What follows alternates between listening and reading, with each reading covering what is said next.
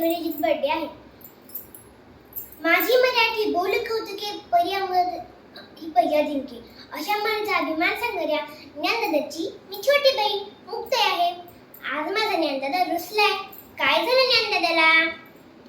अगं बाई, दादाची झोळी तर इथे दिसते. या झोळीत तर माती आणि शेणाच्या गौऱ्या कोणी केले हे? म्हणूनच ज्ञानदादा रुसून बसलाय.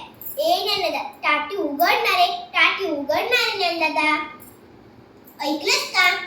चिंता क्रोध मागे सारा, टाटी उघडा ज्ञानेश्वरा. योगी पावन मनाचा, साही अपराध जनाचा. विश्व लागे जाळे वन्नी, संती सुखे व्हावे पाणी. शब्द शस्त्र जाळे क्लेश, संती मानावा उपदेश. विश्वभट ब्रह्मा डोळा, टाटी उघडा ज्ञानेश्वरा. ए ज्ञानदादा, कोणी आपल्याशी वाईट वागले तर त्याला क्षमा करावी हे तू सांगतोस ना, आणि स्वतःच रागवून बसलाय. अरे, या झोळीत माती टाकणाऱ्याची बुद्धी तर भ्रष्ट झाली असणार, पण तू का कष्टी होतोयस?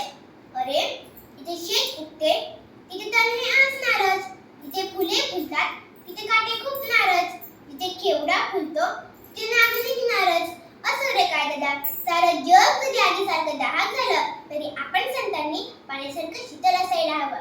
तुम्ही सारे विश्वाला तारायला हवं. हे मी सांगायला पाहिजे का ज्ञानदादा तुला? हे दमले रे मी, पाय दुखले माझे. तुला तुझ्या बहिणीची दया येत नाही का रे?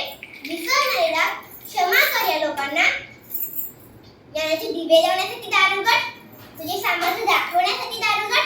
ज्ञानदादाने दारू उघडले आणि म्हणाले, मुक्ता, तू आज माझी उद्धार कधी झालीस. संदेश ठेवी असणाऱ्या गुणांची मला आठवण करून दिली. मला आता विश्वकल्याणाच्या कार्यात भाग घ्यायचा आहे.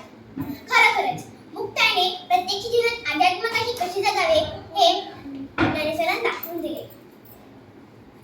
आपण संतांकडे सर्वांसाठी एक मागणी मागूया. सर्वे तर सुखिनः सन्तु, सर्वे सन्तु